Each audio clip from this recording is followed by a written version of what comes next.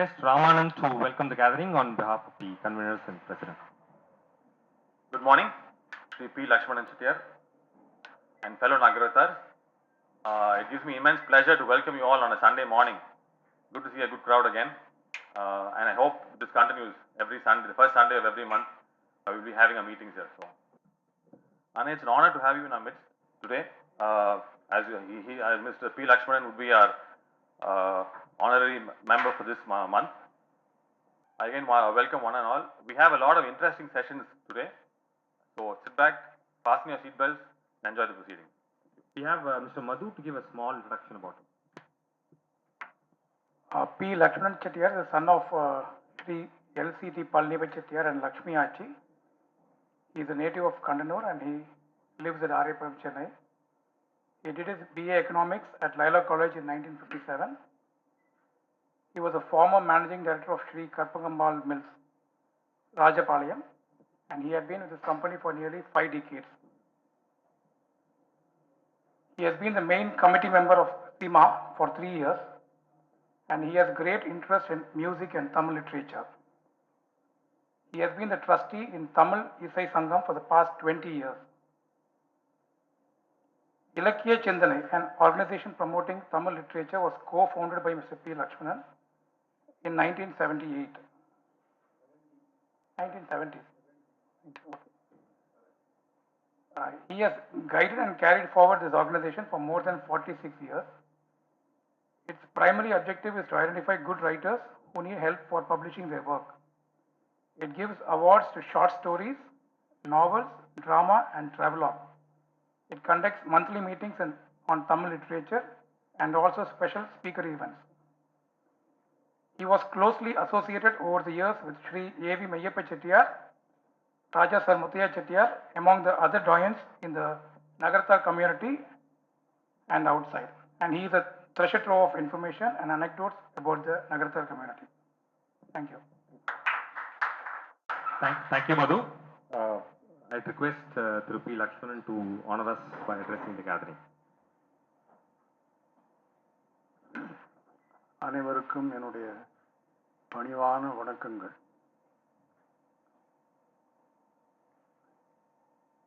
சகோதரர்கள் பழனியப்பன், முத்து பழனியப்பன், ராமானந்த் 3 பேரும் சென்ற ஞாயிற்றுக்கிழமை அதுக்கு முதல் ஞாயிற்றுக்கிழமை வந்து என்னை வீட்டில் சந்தித்து இதுபோல் ஒரு ஏற்பாடு இருக்கிறது, நீங்கள் முதல் கூட்டத்துக்கு வர வேண்டும் என்றார். இந்த அமைப்பின் நோக்கங்கள் அவர்களுக்கு தேவையான வழிகாட்டுதல்கள் இவற்றுக்கெல்லாம் ஒரு கலந்துரையாடல் மாதிரி தான் இதை ஏற்பாடு பண்ணுகிறோம். இப்போ என்கிட்ட சொன்னது வேலை பார்க்குற இனம் இல்லை, அது தொழில் செய்கிற இனம். எல்லோரும் பணிக்கு சென்று விட்டால் தொழில்கள் நகரத்தார் வசம் இருக்குமா என்பதைத்தான் அவர்கள் முக்கியமான கேள்வியாக கேட்டார்கள்.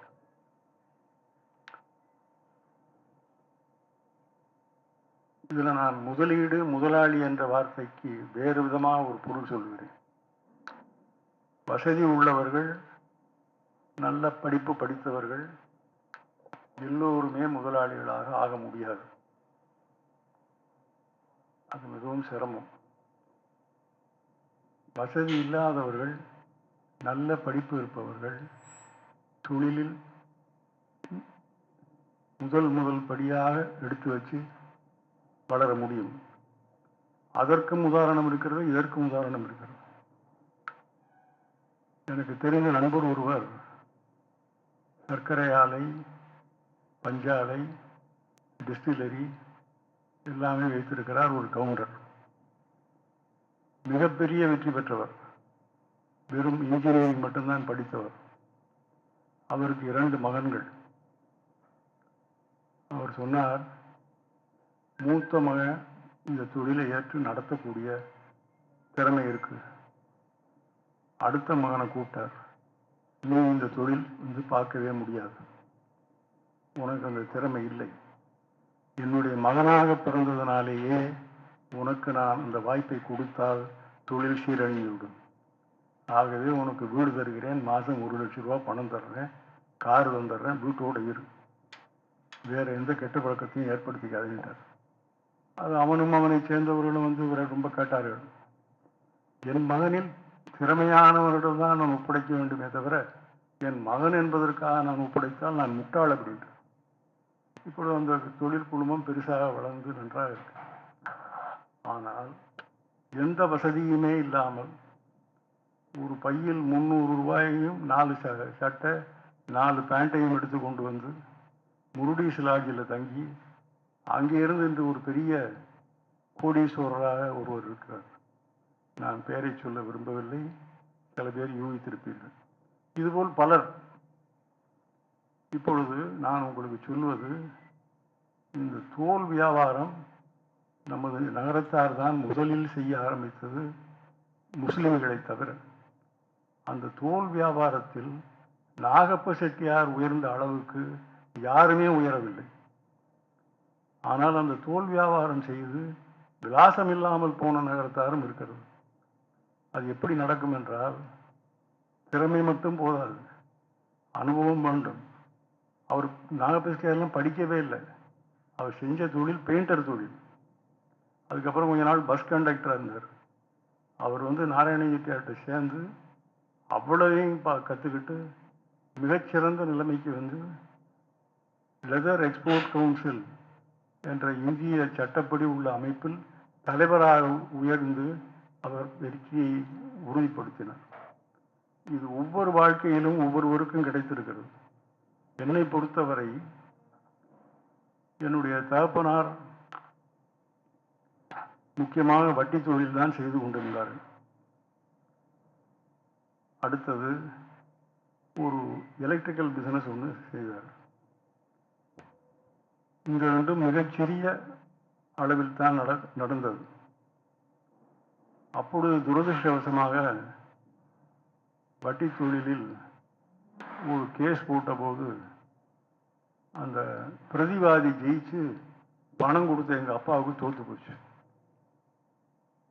கோர்ட்டார், நீதான் கணக்குகளை நிர்வகித்திருக்கிறாய், நீதான் அவன் பணத்தை எடுத்துக்கொண்டாய், நீ பணத்தை கட்டுனாங்க.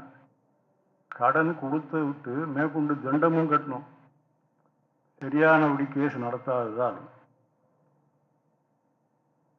அதை நல்லா கவனிச்சுங்க. கொடுக்க வேண்டிய அவசியமே இல்லை, எந்த தவறும் இல்லை. ஆனால் சரியானபடி கேஸை நடத்தாததால் அவன் இவர்களை நஷ்ட ஈட்டுக்கு ஆளாக்கி விட்டான். அப்பொழுது வீட்டுக்கு வந்தவர்கள் சொன்னார்கள், நீங்கள் எல்லாம் உங்களுக்கு வேண்டிய படிப்பை படித்து விட்டு உத்தியோகத்துக்கு போய்விடுங்கள், நான் தொழிலே செய்ய போவதில்லை என்றார். எனக்கு அது கொஞ்சம் புரியாத வயது. எனக்கு அப்போ வயசு 17 வயசு. அப்புறம் நான் யோசித்தேன்.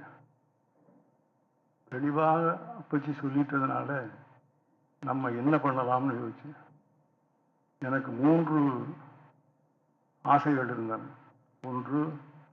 ஒன்றுக்கொன்று சம்பந்தமில்லாத ஆசைகள். ஒன்று சினிமா டைரக்டர் ஆகுது, அடுத்தது தமிழ் பேராசிரியர் ஆகுது, அடுத்தது அப்போ கான்ஸ்டியூஷனல் லாவுக்கு அட்வொகேட்டே கிடையாது.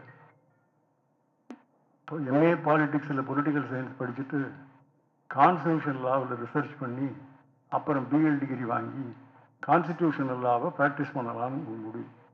இது ஒரு மூளை, அது ஒரு மூளை, இது ஒரு மூளை. எனக்கு என்ன செய்வதென்றே தெரியவில்லை.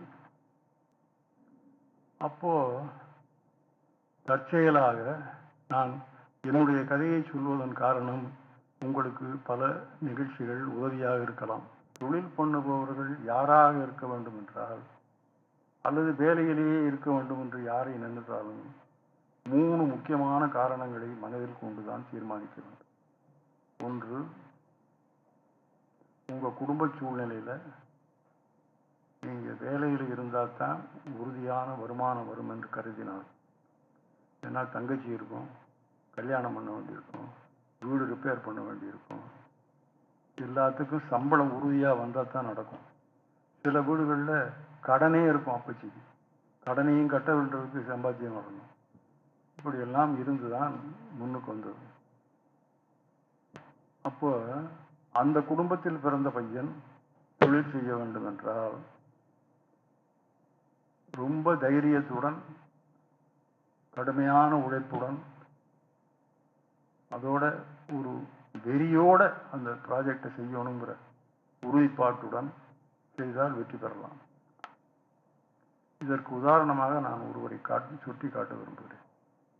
நெற்குப்பையில் ஒரு பையன், எனக்கு அவர் பேர் மறந்து போச்சு, கிரேன் கம்பெனியில் போய் 50 ரூபா சம்பளத்துக்கு சேர்ந்தார். Crane cleaner. அதிலேயே படிப்படியாக உயர்ந்து ஒரு 7 கிரேன்களுக்கு உரிமையாளராக இருக்கிறார். அவர் மிகப்பெரிய அளவில் சம்பாத்தியம் செய்து அதை சொசைட்டிக்கும் நம்ம நகர்த்தார் குடும்பங்களுக்கும் கல்யாணம், படிப்பு, வைத்திய வசதிக்கெல்லாம் பணமும் கொடுத்து மிகப்பெரிய வெற்றி அடைந்து விட்டார். காரணம், அவர் இன்ஜினியரிங்லாம் படிக்கலை. உண்மையாக சொல்கிறேன், இன்ஜினியரிங் படித்தா அந்த வேலைக்கு போக மாட்டான் க்ளீன் பண்ணுறது. ஆனால் உழைத்து முன்னுக்கு வர வேண்டும் என்று ஒரே குறிக்கோளுடன் வேலை செய்ததால் அவரால் இன்று பெரிய நிலைக்கு வர முடியும். தொழில் செய்யும்போது நான் சொன்னபடி வசதி உள்ளவர்களெல்லாம் முதலாளி ஆக முடியாது. அதற்காக வசதி இல்லாதவர்கள் எப்படி ஆவார்கள் என்று கேட்டால் அது உழைப்பு. இந்த 2 தான் மாறுதல். வசதி உள்ள குடும்பத்தில் தொழில முதலாளியாக வர முடியாமல் போனதுக்கு அந்த கவுண்டர் வீட்டு பையனை உதாரணம் வச்சு, வசதி இல்லாதவர்கள் முதலாளி ஆவதற்கு இந்த நெற்குப்பை பையனை வச்சு, இதில் நீங்கள் என்ன ஆக நினைக்கிறீர்களோ அதை கிளியராக ஒரு பிளான் வச்சுக்கணும் மைண்டில். அதில் வரக்கூடிய பாதகங்கள் அல்லது ஏற்றத்தாழ்வுகள், அந்த லாபம் நஷ்டம் எல்லாத்தையும் தாங்கிக் கொள்ளக்கூடிய சக்தியும், இந்த தொழிலின் பாதிப்பால் உங்கள் குடும்பத்துக்கு நித்திய வாழ்வுக்கு சிரமம் வராது என்ற நிலைமை இருந்தால் நிச்சயமாக தொழில் செஞ்சு தான் ஆகணும், தொழில் தான் செய்யணும், வேலை செய்யப்படாது. இந்த அளவில் என்னுடைய முன்னுரையை முடித்துக் கொள்கிறேன். நீங்கள் தொழிலுக்குள்ள வரும்போது என்னென்ன மாதிரி கஷ்டங்கள் அல்லது ஹர்டில்ஸ் யூ ஃபேஸ்ட் அக்ராஸ்? நீங்கள் ஒரு நாளைக்கு 18 மணி நேரம் உழைக்க முடியுமா என்று பாருங்கள். அந்த உழைப்பு 18 மணி நேரம் இருக்க வேண்டும். அது ஒதுக்க முடியாதவர்கள் தொழிலில் வெற்றி பெறவே முடியாது. அதில் நான் சொல்றது எந்த தொழில்னா இண்டஸ்ட்ரி.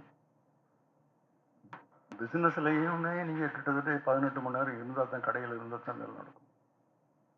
அது முடியுமான்னு பாருங்க. 2வது, அது முதல்ல லாபம் வர்றதுக்கே 4-5 வருஷம் ஆகிடும். அது வரைக்கும் எப்படி நம்ம வாழ்க்கைக்கு சம்பாத்தியம், குடும்பம், வேறு சோர்ஸ் இருக்கிறதா இல்லையா, இதையெல்லாம் ஒவ்வொருவருக்கும் வித்தியாசமாக இருக்கும். அதை யூனிவர்சலாக ஒரு லாவை அப்ளை பண்ணவே முடியாது. ஆனால் நீங்கள் வெற்றி பெற்றுவிட்டால் அதை தக்க வைத்துக் கொள்வது அது பெரிய கதை. அது இன்னொரு நாள் பேசலாம். அழகான தமிழில் ஆழமான கருத்துக்கள், நிறைய அரிய தகவல்கள் கொடுத்தீங்க. இப்போ நாங்கள் மாதம் ஒவ்வொரு மீட்டிங்லேயும் உங்களை மாதிரி அச்சீவர்ஸ் எங்களை அட்ரஸ் பண்ண பிறகு we take the great opportunity of inducting those achievers as honorary members. First, I request Captain Muthuraman to come up and read a citation. Achievers என்பதை நான் ஒத்துக்கொள்ள மாட்டேன். I was a good team manager. டீமை form பண்ணி பொறுப்பை delicate பண்ணிட்டேன். அந்த டீமை நான் மேனேஜ் பண்ணது தான். மேனேஜிங் டைரக்டருடைய வேலையே மேனேஜிங் த மேனேஜர்ஸ். அவனுக்கு ஈகோ வரும், எல்லாம் வரும். அதெல்லாம் வராமல் பார்த்து பண்ணிக்கிட்டே இருந்தோம்னா தானாக அவன் சொந்த வீட்டுக்கு வேலை வாங்குறத விட நல்லா பார்த்து சம்பாதிச்சிடுவான். அந்த டீம் தான் அதில் முக்கியம். அந்த டீம் கிடைக்காவிட்டால் எந்த பெரிய முதலாளியாக இருந்தாலும் சரியாக வராது. உதாரணத்துக்கு டாட்டாவே எடுத்துங்க. ராமதுரை, சந்திரசேகரன், பாதி பேர் செங்காலிபுரமும் தஞ்சாவூர் தமிழன் தான் இருக்காங்க. ஆனால் ஒரு தொழிலதிபருக்கு மேலே அவங்க சம்பாதிக்கிறாங்க. ஆனால் தொழில் நேர்மையுடன் நீங்கள் உழைச்சால் ஒரு எதிர்பாராத லாபம் இல்லைனாலும் நியாயமான லாபம் கிடைக்கும். எல்லாருக்கும் வணக்கம். என் பேர் Muthuraman. In recognition of his exemplary services to mankind and distinguished achievements, in the field of trade and commerce, the members of the Nagaratha Chamber of Commerce proudly induct Sri P. Lakshmanan Chettiar as an honorary member in this Chamber of Commerce this day, the 3rd of April 2016.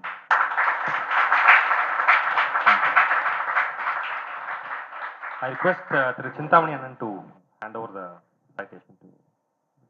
I request our members to give a standing ovation, please.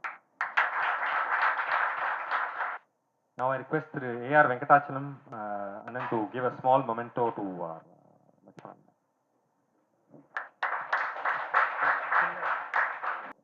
அண்ணா எங்களை வந்து honour பண்ணி இந்த chamber of காமர்ஸோட honorary membership accept பண்ணிக்கிறது ரொம்ப பெருமையான விஷயம். We hope to continue to seek your guidance and direction in the future.